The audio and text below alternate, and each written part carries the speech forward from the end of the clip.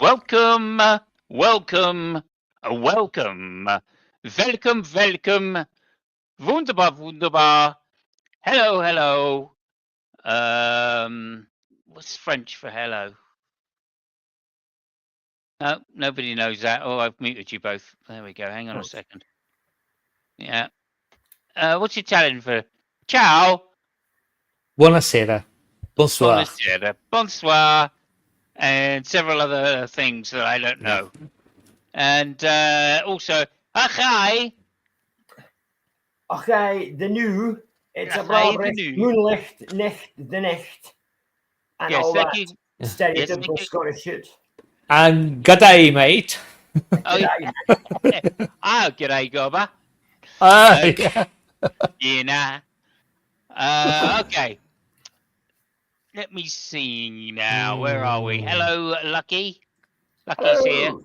Look, Lucky's there in chat. He's there in chat as well. Yeah. So we're Well, very man. lucky. Welcome to the future bub, who will probably be watching this later. So welcome to you. And is that you putting out? Is that a Guinness?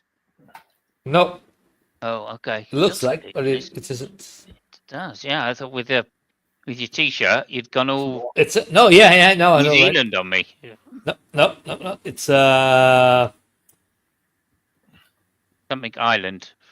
no, Newcastle.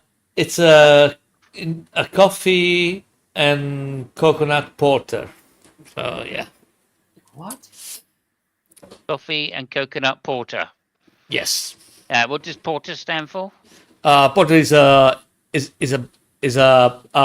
black beer, and there is It is a Guinness. I thought it was. well, I think Guinness is a stout. It is, yes, a stout, yes. Yeah. So, and I think the difference is, I mean, I used to know that, but the stout is toasted and the porter isn't, but yeah. Okay, a toasted. Well, we like that toaster. We've got to think about toast. Oh, it looks lovely, doesn't it? Oh, that is a nice looking supping beer, as we say in the UK. Okay, so Fabio, could you, while I do something, could you just talk about your picture for a moment? Okay, my picture. I have no idea what it is. I think it's an Audi. Uh-huh. I just I agree. I was just choosing a background. Seconds before joining in. I think it's an Audi. I don't know where it's from. You know, it's rear engine, of course. Yeah, see that? Yeah. See that? Yeah. I can't. It's I mean, the gearbox. It's interesting. It's it's literally outside. The car. It's yeah. Try and get as much weight over that front end. So this is Well, a very old Audi. Actually, that's the back end. So That's the back end. Oh wow! Yeah. So it was a rear-engined Audi. no. It's rear engine, rear to mid engine. Yeah. I'm loving it. It's an auto I union. did It's not an Audi. It's an auto union. Auto Union. Oh yes. No, you're right. You're technically right. Yes. Same difference. Yeah. Look He's already been pedantic, but yeah, he's right. Yeah, that's right. That's what he does. Yeah. I've got a quick question for you, Lucky. How many no. people died in that car? Driving that car? In that particular car, Yeah. there may have been a British guy who died in that car. Oh, okay. Mm-hmm. What was his name? I can't remember. However, he was a bit of a Nazi. He was a traitor to Was England he really? and the crown. He wasn't a traitor to Ah. Scotland. He was only a traitor to England. Yeah. Was it King? But I can't remember if he died or not. King Edward or someone, was it? I don't Edward the remember. something or another, fourth. Yeah, there was a British guy who was driving for Auto Union, Okay. and kind of became an adopted German Nazi guy. Oh, okay. Well, they would do, wouldn't they? It was that time. It was at that point in life, wasn't it? If you weren't a good guy, you were a Nazi. That was a true dichotomy back then, apparently. Yes. Okay. It was from Yeah, 1932 absolutely. onwards. And you know how I prove it? Go on. No, nobody knows. I don't. I can put it in a Venn diagram. That's how I prove that. Mm. Okay, jolly good. Bob All right, is look, here. we've Bob's here. Say hello to Bob Bob, immediately. the great Bob himself. Thank you so much for being here, Bob. I hope you enjoyed the Grand Prix. We certainly did. Well, I haven't asked them yet, but I'm sure they did. It was great. And of course, we're celebrating a fantastic win by Lando Norris. All right. Mm. Well, it Um, was a win. yeah. I don't know about the fantastic part. Okay. You could be a hater all you want, but I don't Anyway, care. sorry, Bodley, because you asked. So I checked. This is an Auto Union Type C See, from 1936, often associated with the German Grand Prix Bernd Rosmeier.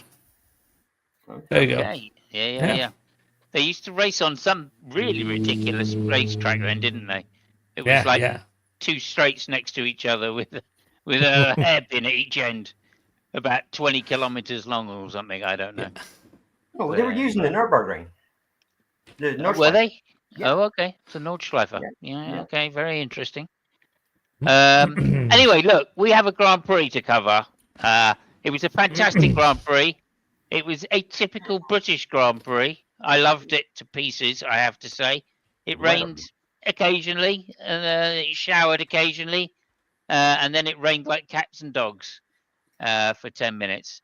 And funnily enough, when I woke up, because I woke up late in the morning, I woke up because there was so much rain on my window, right? And it was absolutely pouring it down. And I went, oh, this is great for the grass. Thank goodness for that. So I went out and I looked at my grass and it was absolutely tipping it down. And then I went back inside, made a cup of tea because I am British. And by the time I'd made my cup of tea and gone back out to look at the garden, it had stopped raining. And I thought, oh, that was a quick shower. And then I thought, oh, Silverstone. I wonder if it's what weather it is. And I looked at Fabio's message and he said, it's pissing down with rain at Silverstone. Oh, this is going to be great. And I went, yeah, great. I tell you what, I said to him, it's just had a rain, like a literal quick rainstorm here. 10 minutes, no more than that. And of course, that was the rainstorm that went over during the race. So I was very pleased to see the rain hadn't stopped. And that was the important rain that made everything happen in the race. So I was great. Up to that point, it had just been very tricky conditions. But as you know, I would say, fortunately for, Gretchen's here as well. Then proof is irrefutable. That is absolutely right. Congrats to Norris. Thank you. We both have fun. And Fabio. Ooh, okay, well, you never know. You never know. You never know your luck there, Gretchen. You could have both of us at once if you enter the competition that we have for a Formula One calendar made in 3D by Fabio's fair hands and some sort of computer stroke thing. I can't remember what they're called now. 3D printer. If you put a comment in the any of the videos below, once we get to next week, we're going to make a draw, and everybody who's got a comment in one of our videos, Formula One videos, is going to be put into the draw to win a signed copy of a 3D printed calendar for 2025. Very exciting. And have you got it there, Fabio? Yes. And yes. Got it here. So people are going to get to see it. We will get to the race very shortly. Don't you worry. No, I just want to say sorry before going on. The winner will choose the color. Oh, okay. Nice. Because it's white now. Okay. See, everything's done at the last moment here. That's how that is. And we can't see that. We can kind of see it if you turn it sideways a little bit. Anyway, that's going to be signed by the three of us, I believe. There it is. You get the idea. You get the idea. 2025, 3D printed, all of the races on there. What a prize. What a prize. What a prize. So that's great. Here we go. That Dave Groundhog reminds I me of also, rain I tires. also, sorry, I also want to point out we've been live for 10 minutes 45. We talked 2 minutes about the auto union, Yeah. 2 minutes about the price of whatever, and like 6+ minutes about the weather. We're at the Jeez. British Grand Prix. I know, right? What I can I know. say? I'm I doing my know. best. I am doing my best here. Anyway, Bob says that groundhog reminds me of rain tires. That's actually if you look at your have you changed the name? What was your name when at Canada? Lucky? It was Gavin the groundhog. Gavin the groundhog. Okay. And that groundhog was officially run over by a vegan driver. So He that's why wasn't. He was indeed. Say again? He was indeed. He was Yep. indeed good. I He thought you was said he indeed. wasn't. Yes. No, he was. He was. But He wasn't. fortunately, that vegan driver was Sir Pope Lord Lewis Hamilton, the first of Chippy Norton, and he managed to revive me Yes. with his Yeah. miraculous Lord Pope Sir powers and stuff. Yeah, and luckily it didn't happen in Silverstone, because if it did, Roscoe would have been all over that thing. Roscoe. Apparently, Roscoe came out with a little barrel of rum to revive Yeah. Gavin the groundhog. Yeah. It wasn't to be. Later, after they airlifted Lewis Hamilton, airlifted him by helicopter to the local hospital, and unfortunately, Gavin the groundhog didn't make it, as you can see. And this was his last wishes, that if he put on an A road somewhere and run over by Lewis Hamilton properly. Anyway, there we go. That's the story Yeah. of Gavin the groundhog. You can trust us. That really happened. Okay, should we get on with the race? I don't know. Well, I mean, yeah, why not? Okay, I'm going to try and make it a whirlwind. So I'm going to. Oh, damn! And I've just done just something. before we do move on to the race, Yeah, and go just to prove that Lance Stroll is a twat, he couldn't even run over a groundhog.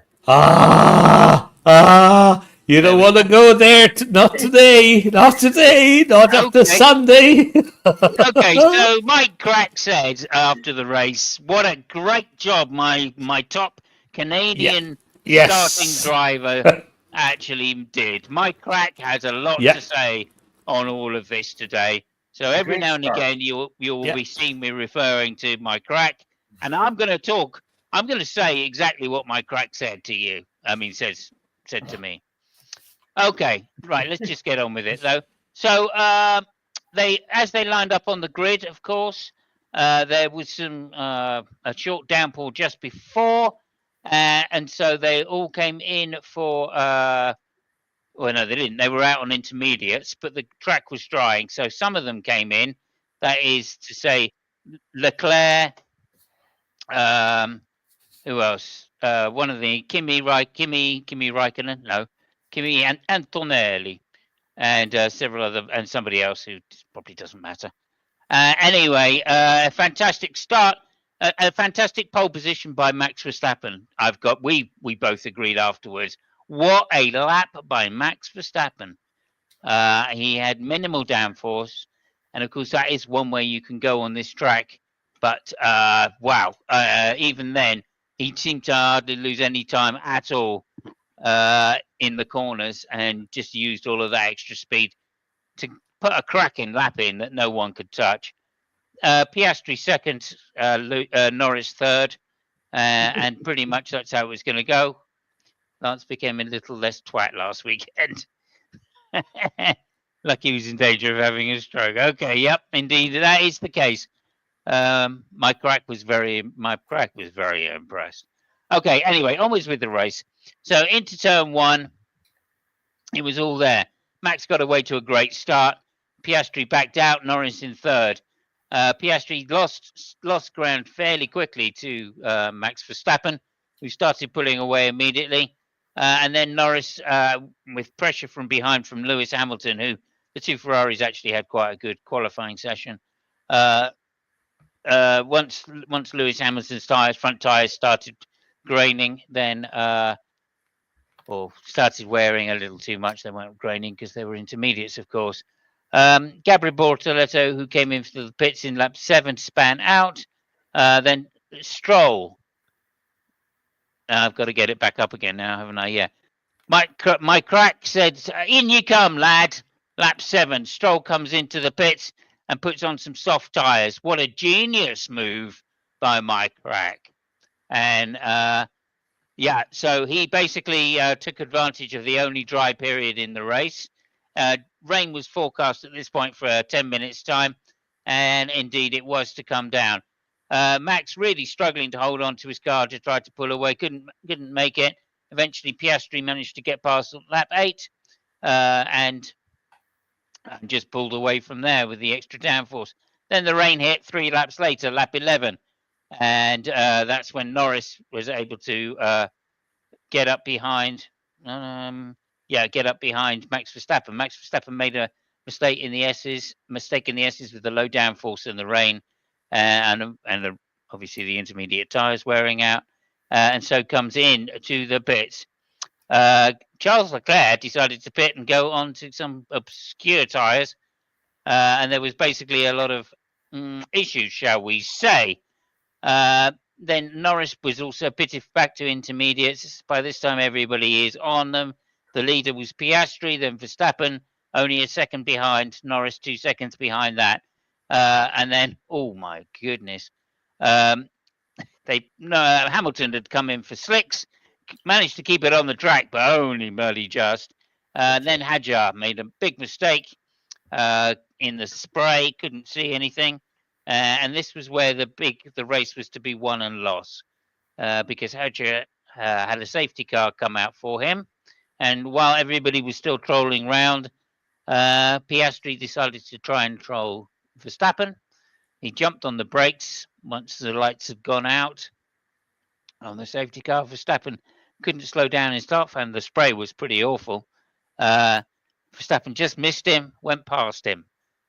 This was then referred to the stewards, obviously with Verstappen overtaking. I guess Piastri hoped that he would get some kind of penalty. It wasn't to be. It was to be the other way around. Piastri was done for erratic braking, which actually seemed fairly. Well, we can discuss that later. And this was given a 10-second penalty. When they finally got going again, of course, the McLarens easily got past. Oh, sorry, I say easily got past. When they got going again in the next 3 corners, Verstappen then spun out on can't remember the name of the corner now. Druids, and I'm guessing, and and spun out on Druids, and basically, that kind of fucked his race up, and he dropped back down to 10th place, later to recover fairly well to, I can't remember, 6th, but I'll tell you when we get there. This let Norris pass the course, and it was a straight race then between Norris and Piastri. Piastri doing very well, but unfortunately given this big 10-second penalty, and that was later to after another round of pit stops to go back onto dry tyres later. That was then to give Norris the lead. Piastri tried to catch up, and it looked like he would for a little while, but then his tyres presumably wore out, and Norris was able to pull away again. Norris was super quick in this GP, by the way. He was doing incredible times, although right at the end, with no need to push, he then Piastri managed to get the lap record, the fastest lap. Max Verstappen, as I say, recovering all the time. A few silly bits and pieces happening down the field. Ollie Behrman running into Ocon and causing them both to delightfully and almost poetically spin in a kind of an American Mark Twain type style, I would say. So stop laughing at me. Okay. As I say, this went on then. Piastri, trying to catch up with Lewis, made several mistakes, showing his weakness, really. Leclerc also, when they got back onto dry tyres, making a mistake and running off. But this then just allowed Norris to win by about 7 seconds with an incredible drive from the back by Hulkenberg, who I hadn't mentioned because it just came out of the blue, really. Great timing at the second dry tyre pit stop. In fact, all the way through, he pitted when Stroll pitted, and it was a fantastic race. Stroll unlucky really because he was overtaken on the lap and lost several places on the last thing. So Norris in first place, Piastri second, Hulkenberg third, fantastic podium. Lewis Hamilton in fourth place, Max Verstappen fifth place, recovered to fifth place from 11th it was, but he dropped two. So again, pretty good. 56 seconds behind though. Pierre Gasly, a really great race by him as well as always. Gasly's such a solid driver. Lance Stroll, an unlucky seventh place. He was up there looking for podium. He should have been fourth, really, but unfortunately, his tyres wore out. Alex Albon, again, another perennial great driver, solid driver, in eighth place. Fernando Alonso, and Mike Crack said, "I'm going to start learning Spanish." That's what Mike Crack's going to do. By which I just mean I'm going to eat a few paella and see what comes out. Yeah. Alonso ninth place, and George Russell in the Mercedes. We don't know what happened to George. Mercedes were all over the place this weekend, and so there we go. So all in all, Lando wins again, and that's a picture of Lando Norris winning. So there we go. Thank you very much, and I'm now going to pass it over to. Well, I'm just going to read the comments before you get going. Bob laughed at your joke there. I had a stroke when I was on Grinder. Okay, I don't know what that means.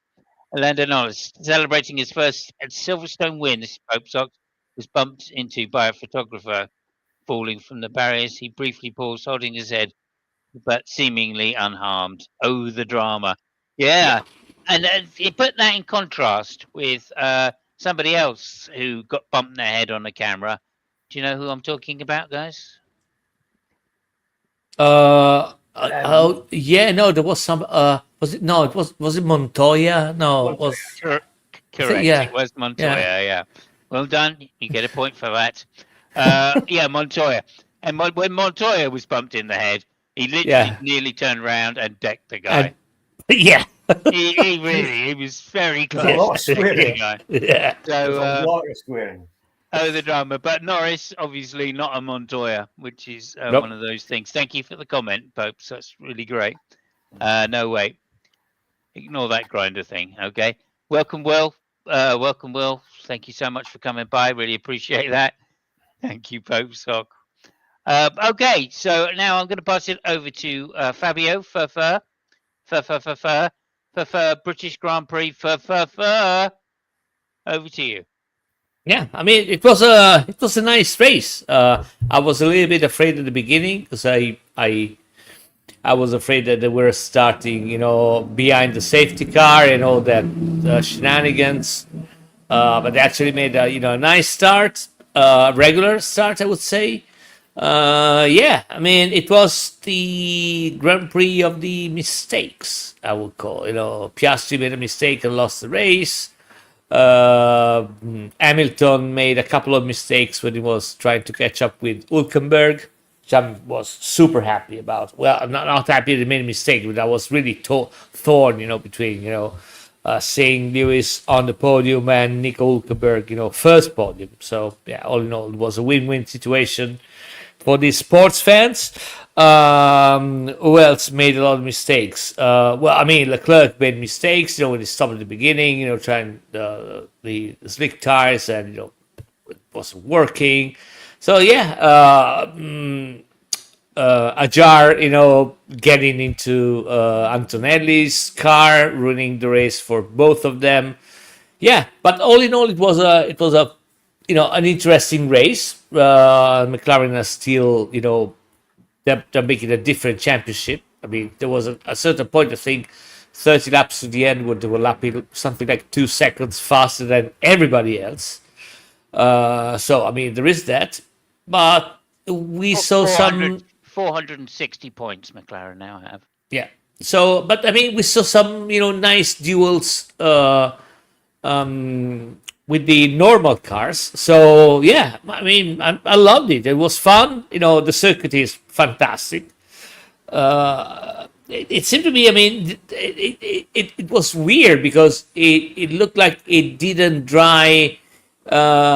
Even when it stopped raining, it didn't dry unless the sun was coming up. So, which is, That is typical Silverstone because yeah, the yeah, wind keeps it cold if the sun isn't out. yeah, yeah. So, But anyway, I mean, it was a nice race. So yeah, can't complain. Really exciting for somebody, a little bit less for somebody else. The Binotto got third. It Yeah. was full of Ferrari people on the podium. I mean, Stella is an ex-Ferrari, Binotto is an ex-Ferrari. So I mean, it's just, I mean, there's lots of people which used to work in Ferrari that are not there. Just to mention some other teams, Mercedes, what the fuck, right? I mean, yeah, right. it seems to me, I mean, they made all the mistakes they could and some more mistakes, which the car is not, really going. Actually, I mean, that Mercedes with Ferrari is definitely the second, team in the championship. Even if McLaren are far away, but at least the second, and Mercedes, which seems to be a little bit better at the beginning of the championship or 2 or 3 races ago, now it seems kind of lost. Which again, it's worrying me a lot because apparently Ferrari has decided to use Mercedes as as the shopping mall, and then getting people from Mercedes, which it's given how Mercedes is doing now, it's kind of worrying. But yeah, what else? I mean, Tsunoda, I don't know. Was it there? I don't even know. I didn't see him. I didn't see him at the race at all. I think he got a penalty anyway. I think He did, yeah. And yeah. Just for yeah. Also, just to say, Max has got the upgrades once again. There's a new floor for Max, and of course, they gave Tsunoda Max's old floor, so he hasn't even been running the same car. So, like, are we surprised? This is typical Red Bull, of course. Yeah. But nonetheless, yeah. So I just wanted to say as well, there's now 8 points between Piastri and Norris. So that's another good thing about the British Grand Prix. It's tightened up the front. I'm really happy about that. Yeah. I want to see you guys go. I've got a little stick in my throat with Piastri, I've got to say. Because, like, if he showed that he wasn't quite as calm as he makes out that he is, you know what I mean? And we know why, right? The radio message. Yeah, I mean, I think that was a big mistake, from Piastri. I mean, he asked for a swap. I mean, come on. Yeah, well, he said, okay, well, look, if I've got a penalty from the stewards, right? If the team think it's unfair, maybe you could think about swapping us back. Yeah. So, excuse me, like, why would they piss off Lando just so you two could race and get even closer? Yeah, I mean, the penalty to Piastri, and then, I mean, we can go later on after Lucky. We can talk about, the floors and, that situation and why Ferrari is behaving like that. But, the thing, just very quickly, the thing about the penalty, you said it right. I mean, he was punished for erratic behavior. I think it was the same one that they punished Russell, a couple races ago. Yeah, they didn't punish Russell. Yeah, I mean, they should have, but they didn't. And, they thought to tighten up a little bit. It wasn't punished. So at the beginning, I thought that Verstappen was to be punished because, when that happened, the lights on the safety car were off. So, and once the lights are off, it's the leader which decides the pace. It doesn't have to be in a 10-car distance between the safety car, and himself. So that was, I mean, this is gone. So I thought, oh, okay, that's fucked up. But they actually saw the data. They saw that Piastri applied something like, I can't remember if it was 30 bars out of 60 on the brake, but anyway, it was like 50% brake pressure. Well, yeah, I and think it was they like 53 or something pounds of pressure, was it?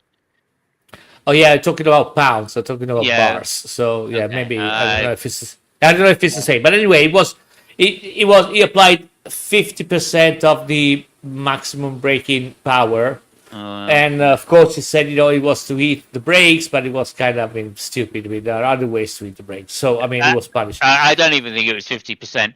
And Yeah, yeah, also, no, it was, it was. just So the was data, it? it was. Okay. Yeah, yeah, Okay.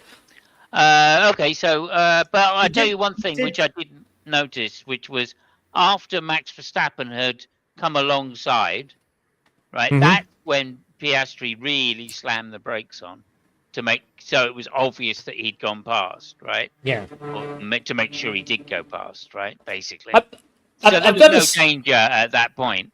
Yeah. So I guess what they're saying is that this 50%, he did that when he was at full speed or when he was, that was his first press. But they didn't They say that in the thing. So I don't know exactly what they're talking about. And also the other point, which I just want to make um, fairly clear, which is that when he did that, as I say, when Max was alongside and he then really slammed the brakes on, and you hear the engine like really go oh like this, right? So that's clearly braking. Whereas in the first part of that phase, the braking phase, the engine is just coming down by itself, I think.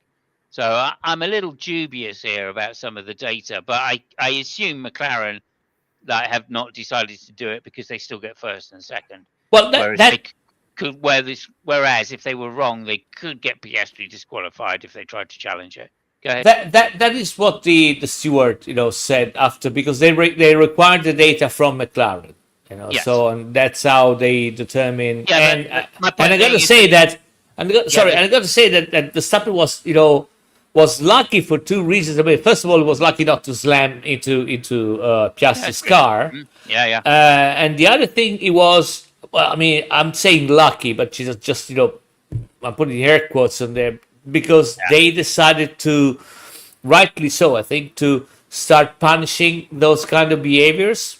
Yeah, yeah. Because if you see a big mistake that Verstappen did when that happened, he wasn't actually looking ahead. I think he was looking at the steering wheel, but he Yeah, was yeah, distracted. So he was just like, "What the?" So yeah, yeah. yeah. Anyway. Well, I think that's what made it look more dramatic. Yeah. And what I'm kind of claiming here is we don't know whether that 50% brake pressure was put on at the beginning of the braking or at the end of the braking, towards the end of the braking. And like when I listened to the onboard, I thought, oh, hang on a minute, he's really slammed on the brakes once he's seen Verstappen alongside him. Right, and I think that that's probably where that 50% braking power comes from, and not at the very beginning. Uh, But be but the be clever yeah, thing, hang on a minute, the yeah. clever thing it would be Red Bull realize that they can't challenge it, because if they're wrong, then nothing happens to Verstappen. If McLaren are wrong, then potentially Piastri could have got disqualified. Yeah, I mean, just a quick note about the noise that you heard. Hmm. We got to be super careful, because it's not a given that in those cars, when you release the accelerator and you apply the brake, the engine actually goes down. So there are even in motorcycles, there are some tactics, I see. engine maps and stuff like that, so that sometimes when you apply the brake, you still have got a little bit of throttle open, so you basically avoid the rear wheels to lock up immediately. So yeah, I understand what you're saying. I wouldn't just be so super Yeah. sure about the noise, if you got what I mean. Which I yeah, do, I do, I yeah, do. yeah, yeah. Yeah, And but like I'm anyway, I saying, mean, it's he must have braked at first anyway. I'm not saying he didn't brake straight away. I'm So just saying I'm not sure that that everything was exactly right, because they also gave the speeds, speed differential, right? And the speed differential is the beginning and the end, right? So that must be the lowest speed. It must be the end, and the highest speed must be the beginning. And for that, it was like from 100 and I can't remember, like 150 kilometers an hour something like that, to 53 kilometers an hour, 54 kilometers an hour. In fact, that was the brake pressure, and that at the end part was after Max Verstappen had gone past. So, like, I'm just not 100% certain. And besides which, I just want you to point that out rather than make a big deal about it being unfair or anything like that. I think it's good that they start stopping this, like, especially in wet conditions. I mean, that's crazy when you can't see, like, behind you. Like, if you look from Max's view on it, that all he sees is a big wall of spray, right? So, like, it's not like he can see. It's not like when he brake tested Hamilton at Abu Dhabi, Saudi Arabia that time, right? Do you know what I mean? Yeah, or Coulter, breaking Schumacher. But anyway, let's hear. Yeah, Let's. that was even worse, right? That was even Oh. worse. I don't Okay, think let's he so just pulled over, but anyway, let, there you go. let's hear the super brief comment of Lucky about the race because Ajar is out. Stroll wasn't actually a twat, so I'm wondering who the fuck is going to talk about. But yeah, let's hear Lucky. What do Over to you mean you, Stroll Lucky. wasn't a twat? That's for twat. Stroll wasn't a twat. Get the fuck out of here. Mike Crack said he did a good job and was unlucky. Yeah. He's really unlucky. Over to you, Lucky. How did you find the race? Yeah. British Grand Prix. He was really good at starting. I noticed that. But then again, he is the best Canadian starter of all time, isn't he? He is. He is, yeah. Just to go back for a moment to Piastri and the penalty. Are you suggesting, Mr. Funk, that Piastri kind of braked extra hard to try and get Verstappen past him, so that Verstappen would get a penalty for passing him? Yes. Yeah, Yes. absolutely, That's what we all thought. Yes. Well, we know that's a fact because, like I said, you can, if you listen to the engine sounds, right, it seems like he comes off and brakes quite lightly to start with, and then once he realizes Verstappen's, like, just pulls out, he can see in his mirror. Once he sees Verstappen come round the side, he then slams the brakes on, right, to make sure Verstappen goes by. So he's like, I mean, this is clever driving by Piastri, right? Because, like, he realizes if Verstappen goes into the back, he's got more to lose. So he waited till Verstappen was like alongside, and then slammed the brakes on as hard as he could, in order to make sure Verstappen went past him.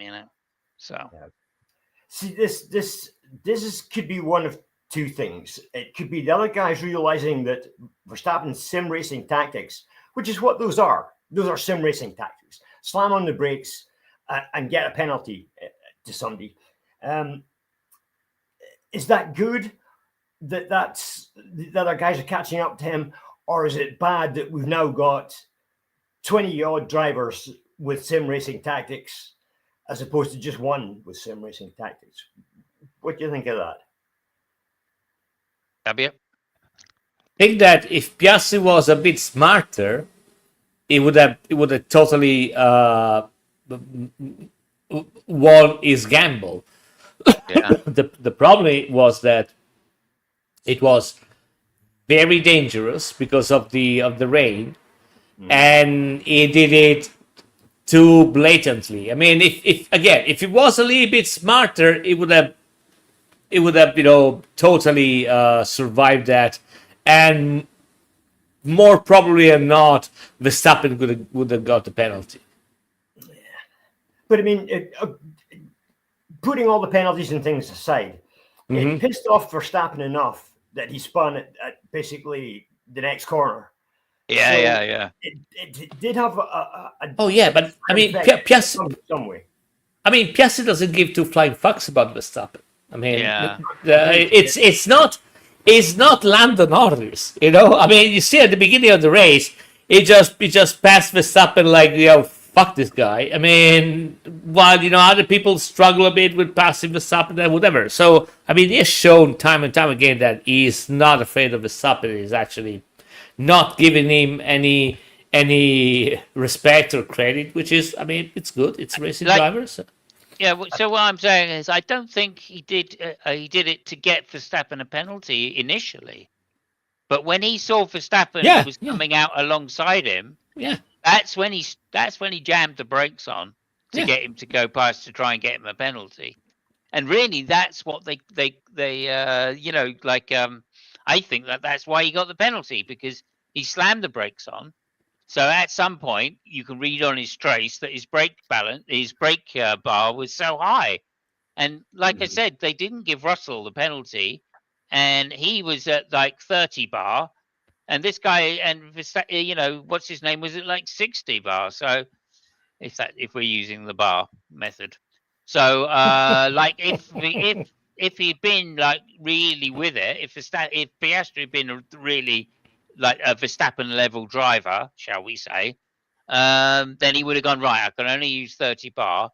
Instead of slamming the brakes on to make sure he goes by, I'm just going to put 30 bar in, right? And then if he goes by, he gets a penalty, and if he doesn't, okay, fair enough,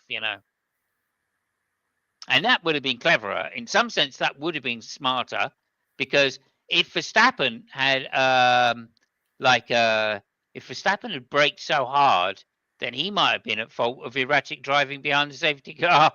If Norris had No, gone that past, that's why I said it wasn't smart, because again, Yeah. Verstappen wasn't paying attention, and it would have probably passed Piastri anyway without him braking a lot. So, but anyway, I mean that happened. I just want to say that this is a serious show, and we use bar, centimeters, and kilograms, and and all this stuff, not pounds, furlongs, and Sure. socks. Or I whatever. was just using freedom units for some of our guests that are here. That's Yeah, I know, but it's inferior, so yeah. maybe. Well, I didn't say that. The I Italians did. said that. Yeah. All right, we're British. We appreciate all of the Americans' help in the Second World War. Okay, unlike the Yeah. Italians. Right? They eventually got here. Cough. Yeah. Over to you, Lucky. Sorry, Lucky. Back to you if you hadn't finished. Okay, one last thing I did notice this weekend. Piastri is sounding more like Mark Webber every weekend. And it's uncanny. It's like he's been told what to say. Yeah. However, moving on from the incident, now that we're Mark Webber was a whinger, by the way, wasn't he? So I'm expecting it now. Yeah, That radio message is right in line with what I think Piastri's really like. Anyway, over to you, mate. Webber was not shy about saying what he meant at some That's point. true. I mean, remember that Silverstone business with Yeah, the wing, how he complained about he hadn't got the good wing, and then there was the multi-21 business. Multi-21, yeah. Multi-21 said. Multi-21. Yeah. Okay. Anyway, moving on from Piastri and the penalty, as Fab already mentioned, my man Hajar. Oh shit! He went into the back of Antonelli and did not finish after being 12th on the grid. I think he showed his lack of experience this weekend. Yeah, it's by the way, it's pronounced Hajar. Hajar. Right pronunciation.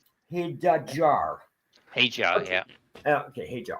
Okay, so anyway, he wasn't the best of the rest of Red Bulls. That went to Tsunoda. However, Tsunoda only managed to finish 15th after qualifying 11th. And Lawson, of course, he was out on the first lap.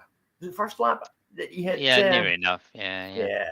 So, I mean, it was a fucking terrible weekend for the Red Bull team, but Verstappen down in 5th and no points from any of the other drivers. I mean, I don't know why Verstappen, did what he did there. It was a mystery to me. Like, they were gambling basically, weren't they? They were gambling on the British weather being dry and not raining. Yes. And yet the forecast said, a high chance of rain on Sunday. More chance of rain on Sunday than Saturday, in fact. So I think okay. So I might be wrong, or maybe they got different data, but I think that they on Saturday they had the weather forecast gave like a 20% chance of a little bit of rain during the race window. Right. And that's where they gambled. But yeah. Well, I tell you this: on Thursday, the temperature significantly dipped here. right? And you could tell rain was on its way. I mean, No, but I as I a Brit, understand. I mean, I was on Thursday. I was thinking, oh, okay, it's going to rain this weekend. Okay, but I understand it's a weird position maybe or stuff. I mean, same thing happens in Mugello. You know, every time they make weather forecasts, they really can't figure it out, and they got to rely on local people telling them, oh no, the clouds are coming from that way, and it's gonna rain for sure. So maybe it's one of those situations. I don't know. yeah, maybe. Yeah. Either way, I mean, they took a gamble. It didn't pay off. You know, and again, I was a little bit confused. The other teams were going for higher downforce because they thought it would rain. I thought it was going to rain, I have to say.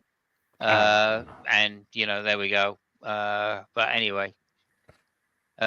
Jeremy Clarkson said it wasn't going to rain. So, Oh, see, there you go. there we go. There we So go. it was raining, of course. So yeah. So Lucky, have you? Because I want to say two quick things, but you know only once you've finished. Okay, I'll be very quick. problem. Hulkenberg, first podium in 239 Grand Prix. Yes. Are we going to make him driver of the day just for that? Oh yes. Fuck yeah! I mean, 100%. absolutely. Okay, we'll give Hulkenberg a driver of the day Hulkenberger. for his That's, first. that's his American cousin, Hulkenberger. Yes. His fat American cousin. There is a fantastic video of his little daughter, Sophia, I think is, I don't know, Noemi, I think she's called. You know, jumping up and down on the TV, at the TV with his dad going to the podium. It's really touching. It's really cool. Okay, well done to him. Driver of the day from this panel, at least. 100%. I'm sure Bub will agree with that. I think he might have gone AFK right now.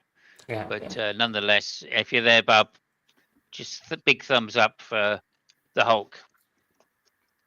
Also, while I'm here, I didn't put the advert in, but this week's advert is in tribute to the Hulkenberg. Was sponsored this week by Kick, Kick streaming service. And we are streaming on Kick to celebrate that. So welcome to everybody on Kick that's watching us. I believe there's about 5,000 viewers on Kick right now. Yep. I don't have the exact data. I'm guessing. But yeah, thank you. Welcome to everybody on Kick. But there is about 30 bars of viewers on Kick. Yes, at least 30 bar. Yeah. And that's probably the price that they're paying to get tickets and that. Yeah. Okay, over to you, Lucky, once again. Hulkenberg. Once again, what else was it? We've covered pretty much everything. It was a McLaren's race again. They showed that their car was faster than everybody else's, and it looks like it's going to be a championship for McLaren unless something really fucking weird happens. Sorry. But I can't. Yeah, do you want to just read out Bub's message for us? Well, that would Bob is saying I'm against people competing for over 200 times in F1 and not getting a podium. Yeah, I would agree with that as well, to be honest with you. I mean, I lots just of fine drivers, drivers that haven't. Ralph Schumacher took him ages to get a podium as well, didn't it?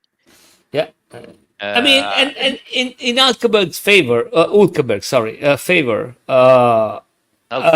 there is a statistic on the best comebacks in Silverstone, and Hulkenberg got from 19th to 3rd, and it's the second best comeback to the podium ever done in Silverstone. So yeah. Not bad. Who was first? The first one was in 1954. A driver called Marimon, maybe a French. He went from 28th to 3rd.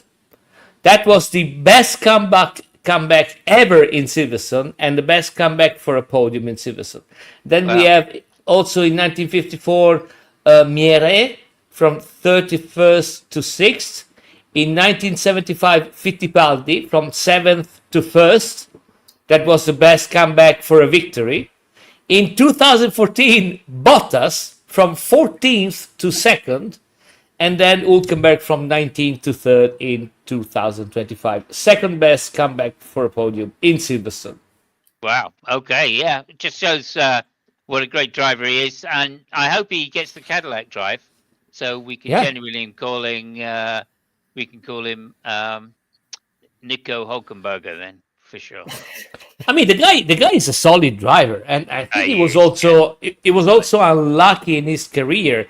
He was supposed. So he had, at the time, he had the same team manager as Michael Schumacher, and he was supposed to go in Ferrari at the time, but then it all fell down I can't remember the year, but it was the year that they were supposed to have a dream team with Alonso and Kubica. Then Kubica had the accident, and I think... I can't remember if it was Barrichello or maybe the other Brazilian driver, which Massa, yeah, maybe Massa, which went on the Ferrari. But I mean, yeah, I mean, it was good. He's a good driver. I mean, he's solid. He's consistent. He has good results on any cars. So yeah, a bit unlucky if you ask me. Well, and of course he won the Mall. And you don't yeah. a good driver. So yeah. Yes. There you go. Yeah. Yeah. Okay, over to you, Lucky. And where would you like to say? As we were speaking about the Ferraris, there, a frustrating day for both the Ferraris. Leclerc, because of the early pit stop, I think that was the cause of his problem. And Hamilton, you could see Hamilton had the frustration you get when you're at a place that you can do well and you know you can do well, but circumstances just keep going against you. And I think that frustrated him quite a lot, and it resulted in a scrappy race for him. What else do we have to say? Well, I've got a couple of things there. Front tyres, Hamilton's front tyres. That was the problem. He couldn't keep his front tyres in, and as a result, he would start the stint well, and then end up just dropping back. So. Yeah, and the formation lap, he was the formation lap. He was very indecisive about the conditions, and I think that maybe put him off from the very start, especially when Leclerc went in to get tires and he didn't. Yeah. Last thing before we move on, Lance Stroll. What a twat! So really. That was totally uncalled for. But anyway, he wasn't this time. He was more of an arsehole than a twat, I feel. Okay, thank you. Still, I mean, he was ahead of Alonso, and I think he has more points than Alonso, isn't it? Yes, because he was the one that scored the first 12 points. Yeah. So there you go. I mean, yeah. Anyway, really quickly talking about Ferrari, he mentioned that. So two things. I mean, the new floor, it didn't really prove. I mean, mostly because of the conditions of the track. So we are a little bit still on the fence on how effective it is. And the other thing about Ferrari, both drivers complained that the car was really peaky and really snappy. And if I have a couple of minutes, I just want to be really brief in trying to explain what it is. Yeah. So the peaky thing is when a car is usually really hard on the front and they put a lot of wing on the front. This is, by the way, is how Leclerc likes the car. And in a similar way, talking about other drivers, is how Verstappen likes the car. The problem with a really peaky car is that under braking, it's really, really, really hard to figure out the traction point where you lose traction, under braking. So, and that added to the fact that it was, a wet track and all that stuff made the problem even more, great.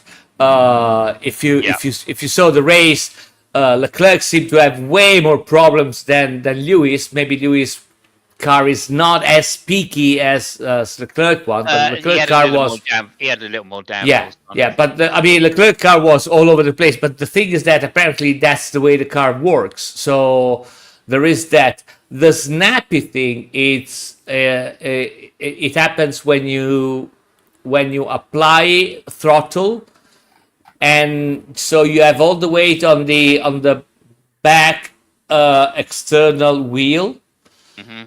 and so it's a lack of transfer of weight basically, and that makes it is kind of the picky one, but in the opposite. So you lose traction all of a sudden, and Yeah. again the very few telltale signs that you lose in the back. Yeah, it goes So very, especially on these cars as well. But okay, yeah, hello to Captive Desk. Thank you very much yes, for stopping by, Dave.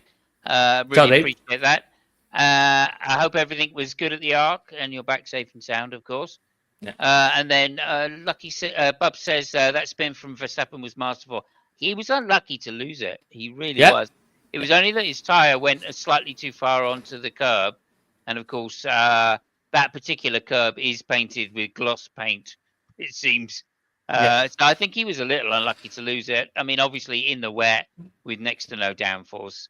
Yeah, but You know, that's most drivers would have spun out a lot earlier, I think. But yeah, but that is actually a very good telltale sign of what I was saying before, because again, yeah, as I said, yeah, Verstappen is another person which loves that kind of car. I think the Ferrari are driving that car because they have to, because the car, the balance of the car, in my opinion, is still all over the fucking place. While Verstappen is actually driving the car that way on kind of on purpose. Is way more used to do that, which also explains, by the yeah, way, why all the other drivers on that car have so many issues, right?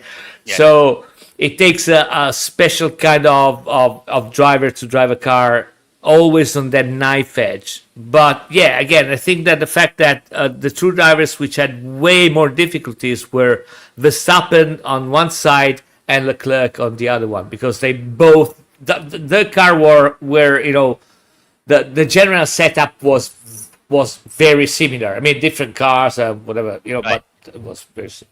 Okay, so one of the things about Verstappen's car, which came out afterwards, I think it was Christian Horner that said this, is they were struggling very much on the Friday with the balance of the car. Mm-hmm. That's when they had the normal downforce on and were setting the car up for the Yeah. race. Yeah. But so the only way they could get, and it was understeering like a motherfucker, he said. I think that was his words. Yeah. And basically, so what they did was they took a load of rear wing off in order to get the front end to grip again Yeah. and be Yeah. and to get the oversteer back. So that was why they stuck with the rear, the low downforce setting on the rear wing.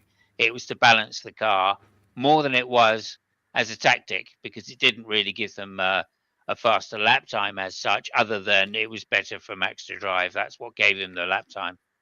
Go, So I'm just saying go. anyway, and that really, when it worked against them, come come the rain, because if they'd left it as it was with a terrible understeer, then of course that would have been perfect. They could have just but I mean, it goes to show that they're getting the maximum front wing downforce. Like, they wouldn't be taking it off the rear if they could put it on the front. So they are now they're probably getting the maximum downforce they can out of the front wing after these regulation changes, and that goes to show that it hurt Red Bull. The technical directive hurt Red Bull more than it did hurt McLaren, which is what McLaren was saying all along. Although Red Bull kept insisting that come the technical directive that they would catch up, because everybody else was using really bendy wings. And they weren't. And again, once you look at the onboards from Verstappen on the weekend, you see that the Red Bull front wing is the bendiest of all of them. Right, the Red Bull front wing looks like it's bending like 5 mil, whereas everybody else is barely moving. I mean, maybe 1-2 mil, something like that. So yeah, you can tell it's hurt Red Bull really, really badly. Anyway, there we go. I just wanted to read out So this one. Thanks, Simon. We're home safe. The event was hot, but it went great otherwise. Videos are posted on my channel if folks want to see the podcast, the protest, and the Bigfoot statue I saw on the way. Yeah, I'll definitely recommend going to see or going to Captive Dave, Captive Desk, that desktop idiot. Sub to him as soon as you can. It's fantastic. He's a great chat, a great channel. Does lots of work on um, the debate community stuff. So always well worth that. Thank you, so Dave. before jumping off to Lucky for the last segment, a quick thing about McLaren, which I think, I mean, I hope and I think it might be interesting because there was an interview on Friday to Andrea Stella, the technical director in McLaren, and he explained a little bit the method that they have in order to test stuff. And keep in mind, this is the kind of method that you can only do if you have a car which has, quite an advantage as the McLaren has. But basically, what he said was that when they have to test a new part, what they do is that they test it in free practice one, right? Like let it be a wing or a floor or whatever. They test it in free practice one. Then they take away the part. They put on the old one, and they keep running, the weekend with the old part. And so the reason they do that is because they want to gather data, which is later examined during the week, at their headquarters, and to see if it actually matches, the prediction and the calculation that they had, and then eventually that new part is approved and and put on the car the following weekend. It's a very interesting way to test stuff. Again, I think you can do that only if you got kind of an advantage on the other cars, but still, it's an interesting way to approach that problem. And basically, the problem that the cars right now, they don't have test time, and private tests and stuff like that. So yeah, I mean, just want to point out because that's something which I haven't seen it anywhere. I mean, at least on papers and stuff like that. How they test stuff. I mean, what is the procedure in McLaren to test new stuff, which I thought was quite interesting. Yeah, I think they obviously they've also done their front suspension recently, and they redeveloped. This is an interesting thing as well. Again, top team only kind of situation. They redeveloped. They brought an update to this front suspension quite a few races ago, and Lando was struggling with it. It was an extreme version of anti-dive suspension, and Lando was struggling with it. So they literally redesigned Lando's front suspensions to suit him and his taste. And now they have different front suspension on both cars. Still both anti-dive, but just not quite as extreme on Lando's. So he has a bit more feel on the front end. And like an amazing team that can do that, I think, basically, Yep. and not compromise the outright speed of their car. They know exactly what they're doing. Their CDF tool, the CAD tools they're using, are really, really accurate. Again, we got to stress out the fact that one of the reasons, if not the main reason, they can do that is because of the position they are. I mean, it would be quite a different thing if the championship was a little bit tighter with other teams competing for the win. So yeah, I mean, that has got to be super clear. I don't think they could allow to do that if there was a tight fight. But anyway, you definitely need two experienced drivers to be able to do that. So you're using the Friday practice as a test session rather than a learning the track session. Because I mean, these guys already know that track. They know all the tracks. They're very experienced drivers.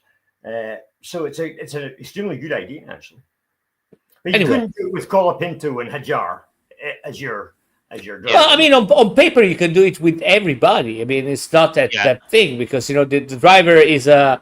I mean, it doesn't really matter if the driver is good or bad. I mean, the driver is it's like something which is kind of steady. You know what I mean? If it's good, it's not that the next weekend is gonna be Ayrton Senna. So you can pretty much get that, and also the fact is that they test the thing on FP1, then they took it away, and then they test during the weekend with the same drivers. So they really have got a lot of data to analyze, and compare. Anyway, Just two things quickly. Firstly, just to say, no, it's Jacques Hija. Okay, that's how it's pronounced. And then secondly, that reminds me of a press conference where somebody asked, I think it was Kimi Räikkönen, how long does it take for you to learn a new track? And he said, oh, a couple of laps. And then Yeah. Alonso piped up and went, oh, 1.5. And Hamilton then said one, I think. Oh, did he? Okay. Yeah. I didn't know Yeah, that. it was three of them. Oh, brilliant. I love those guys. Was it not Okay. Nico? Go ahead. I think it was Nico Rosberg, Alonso, and Hamilton. Okay. I couldn't remember who it was. I It's assumed definitely it was Fernando in Kimi, the middle. just for the cheek of it. Anyway, thank you very much. Anything else you wanted to Nope. say there, Lucky, on the Grand Prix? There was no interesting stats, I'm afraid, from this Grand Prix. No. It Well, was apart pretty from the ones that Fabio's given already. But yes, well done again to the Hulkenberger. I think that was fantastic. Well done to Lando Norris, of course, for winning the race and making the championship a bit tighter. So, and unlucky to Piastri, who really deserved the win for a great drive. And yeah, what can we Just a quick say? question. Raindrops keep falling on his head. Go ahead, Lucky. Who was the last German to get a podium? The last German to get a podium. Who would that be? Rosberg, maybe. Would be my guess, but I can't think who what are the other Germans? Rosberg, I would think. Is Rosberg not Finnish? No, he's German. 2016. He's German. Yeah, he has a double. I think he has two passports, but I think He he's does. German. He's Monegasque as well. Monegasque. Oh yeah, of course, man. Um, Because he likes the place, as they all do. Yeah. well, because I mean, assuming because he was born there, actually, because that's where his dad resided for the tax reasons, like Yeah. they all Well, do. Right? I mean, Verstappen was born in fucking Belgium, but he says he's Dutch. Yes. So Yeah. Well, his father's Dutch, so he gets to be Dutch. his mother's not Dutch, though, is she? No, his mother's British, I think. Is she? I know. I'm not certain. She was a better race car driver than his dad was, that's for sure. Yeah. Yeah, who wasn't, to be fair? Who wasn't? Oh, dear. That's something we might just talk about in a minute if things go quickly. Okay.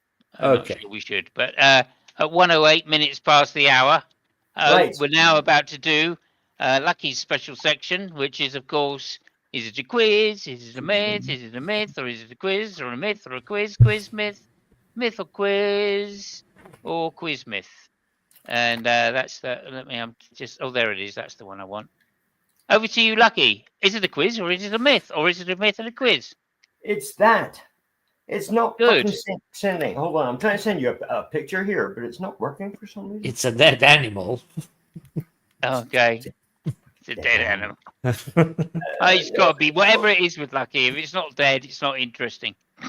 Yeah, right. Yeah. Yeah, I should have just I sent you a pity. picture. I pity your wife, though. To be fair.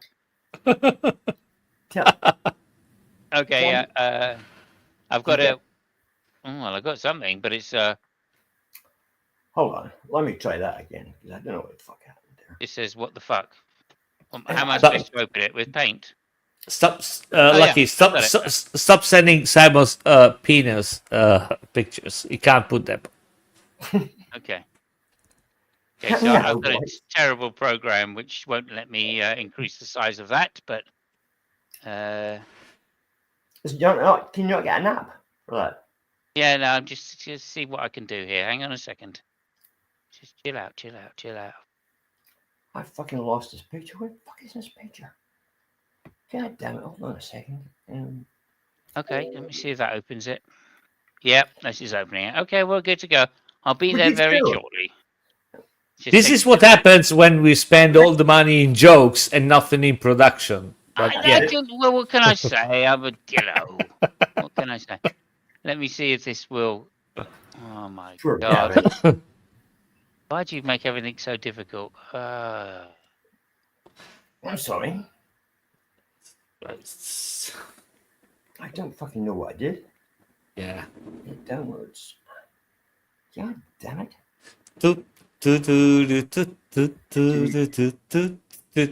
Okay, here we go. Here we go. Thank you. You got Oh no! I just fucked it up.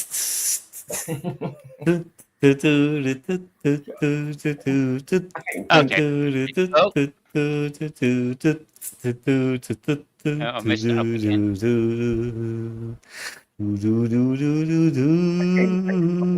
La la la la la la Unbelievable.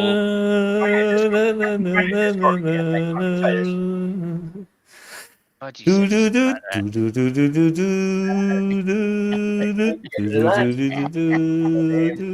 Okay, download complete. Here we go. Right. Open it up. Use GIMP. Okay.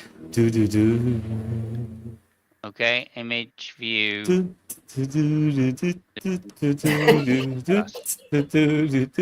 we go. Okay. Wow. I think we're getting closer, guys. Yeah. I said closer. We're not there yet. Keep going. Jesus Do-do-do. Christ. Keep go from Ipanema or whatever it is. Okay, got it. There it is. Right. Jeez. The question is, what the fuck is going on here? Oh, there's a racing car on a track. Yeah. Can you give me a bit more information than that, though? Well, I mean, there's 3 red lights. There is indeed. Yeah, and a lot of people on the stands and a red car in the background. That's somebody failing to get off the line. Is it? No. No, I'll give you a bit of a heads up. This is. That's actually the question. What's happening here? That is actually the question. Oh, okay. Yeah, fair enough. Yeah. What is happening here? Okay, this is a quite a recent event that happened. 2017, maybe somewhere around there. 2016. Oh no, it's even more recent than that. It's in the 20s. Oh, is it? Yeah. Okay. However, Fabio has given the biggest clue yet. Oh, When he see, talked about the the lights. 3 lights. Right. So that's time to go before. Those are that's the setup, right? So all the cars are on the grid.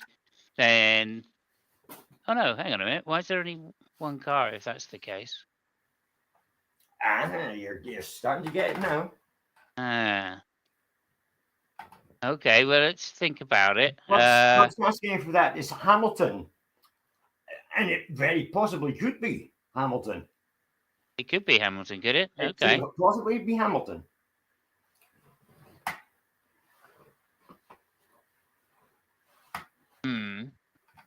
Was he supposed to go through the pit? It's the laps that they do before the formation lap, and he was supposed to go through the pits, and instead he carried on. There's no engineers on the track though. Yeah, that's what they said. No, this is before. Weird. So I will rephrase my sentence because I hear something. So before the formation lap, the cars go around the circuit, but they're supposed to run through the pit instead of the start finishing line. I'll stop you there because no, that's not correct. Okay, yeah. Okay, Bob says everybody went for a tire change except for Hamilton. It looks too sunny for that. Bob, yes, Bob. You've only one thing to tell me, Bob, and that's what race it was. Oh, he's well. Is that?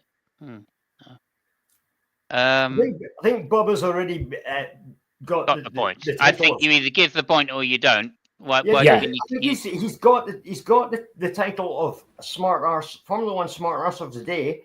However, if he can give me the name of the track, he will be a super Formula One Smart Arse of the Day. Okay, well The name of the track. no, we're gonna shut up there, Fabio, until Yeah, Bob says. yeah. He says he doesn't know the race. I mean that flag in the background. Oh no. It's Hungary. Is it Hungary? It is Hungary, yes, indeed. Yeah. Okay, there It you is go. Hungary. It was the year. I mean, it's the only racetrack where they can have such a shitty pace car or whatever the fuck it is on the back. Is it a Skoda? What the hell? Skoda. Yeah. I don't think that's the pace car. That's the medical car. Yeah. I mean, even worse than that, because if the doctor is supposed to be on that car, you might as well be dead. When he gets there. But yeah. Okay, so what did he say? Everybody went for a tire change except for Hamilton. Oh, of course they. Look, if you look closely, they're green. So those are intermediates. If you remember, the cars all went out on the formation lap, and when they came round to the pit entrance, Hamilton went past, and everybody else went in for tires. They went in to change tires. Hamilton was the only one who actually took the start lights. Wow. Okay, there you go then. So there's the answer. Well done, Bob. Well done, Bob. Bob's the man. I'm very impressed. So am I. That was a brilliant answer from Bob there. Mm-hmm. Yeah, and before we all got anywhere near it, what did we say? I said failed to get off the line. So yeah, okay. Oh well, there you go. Well done, Bob. Okay. Any myths? No, we're going to be doing something slightly different this week. I'm going to send you 3 pictures. Again. Okay. It's gonna take until tomorrow. I'm going to send you 3 pictures. Standard, by the way, that's a standard. There's the first one. Yeah. Yeah. Well, we know who that is, obviously. Yeah. And the second one. Of course. And there it goes. Oh, and I know who that is. I don't know who the fuck is right. that. Let me just. You do know who that is. Stop it. You know who that is. I mean, not the third one. I mean, we only got 2. Oh yeah. We got the third one. Yeah. That's Emerson Fittipaldi, of Yes, course. this is Emerson. Yes. Okay, and Yeah. the second one there. That would be Francois Sever. Oh, Sever.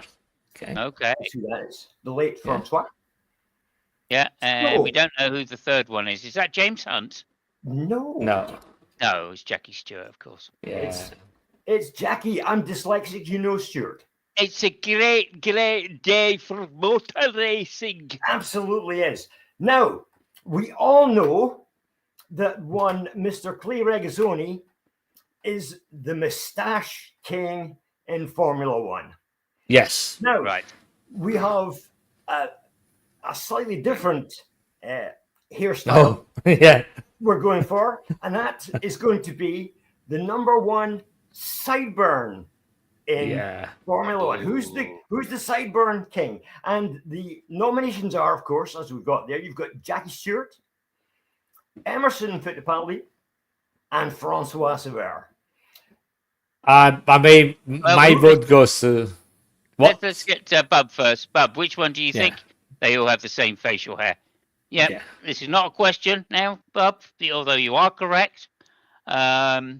So which one do you think has the best sideburns? That's Sideburns in Formula One. And we'll just have a look at them again. Oh, There's Emerson. Emerson there. There. Francois. Yeah. Emerson has the best, he says.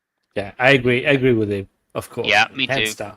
I can't disagree with the man that got the question right. So yeah, for sure. Yeah. Emerson is famous for his amazing sideburns. Emerson was in a league of his own when it came to sideburns. Let's be serious. Emerson has Wolverine level sideburns, It's the others rumored- have got some, yeah. Yeah, it's rumored that that actually gave him 3 points of downforce. Oh yeah. He didn't need any padding inside his helmet. Yeah. His helmet was lighter because he had no padding, on the cheeks. Yeah. Oh dear. It was P. Bring your own padding. We go. Yeah. So there we go. Emerson Fittipaldi now joins Clay Regazzoni as facial hair king. Yeah. In Formula One. Yeah. Okay, as we've got a couple of minutes. I still think though Mansell's moustache is the most famous Formula One moustache. I think if we have an eyebrows competition. With eyebrows, eyebrows and moustache competition. Yeah, I mean, moustache-wise, listen. The thing with Regazzoni is that he's got that porn actor vibe, German porn actor vibe that Mansell didn't have. You know what I mean? So yeah. Yeah, we got a question. Quick question: is Manscaped safe? I think it's supposed to be safe for orangutans. Orangutans, presumably. Is it orangutans? Yes. Is it safe or safe with an F? Is that right, Bob? I think it's safe. Just clarify. I think you meant safe. Yeah. I think it's safe. Yes, Manscaped is safe for everybody. Well, I mean, it's obviously not safe for women. For that, you need Moundscape, separate product, but nonetheless. But yes, Manscaped is safe. You could shave any if you can get close enough. It is safe. Thank you. If you can get close enough to the balls of an orangutan, then yes, it would be safe. I wouldn't recommend it. It's not safe to actually shave the balls of an orangutan. Yes. But nonetheless, you never know. If you find the right orangutan, who knows? It's Maybe also if you not give it the safe right to let- signals, if your ass is red enough, you know what I mean, pucker up, it might let you get close enough. I don't It's know. also not a good idea to let the orangutan shave your balls. Let's caution people. The other way around, yes. Yeah. Is it safe? Is Either way. good Manscaped? But I think Manscaped would be safe, even if an orangutan was shaving your balls. Yeah. I think you might not survive, but I think your balls would. Yeah. So, it's not safe for the person. It's not safe for the person actually bringing the Manscaped to the orangutan. But once the orangutan has got it, it's perfectly safe. Perfectly safe. And that is just the quality of the product. Yes. So, as always, we are sponsored by Manscaped. And also remember our own personal app we developed. Fabio developed this himself, called Bull Temp. So, if you want to know what temperature your balls are, download Bull Temp by Fabio. Yes.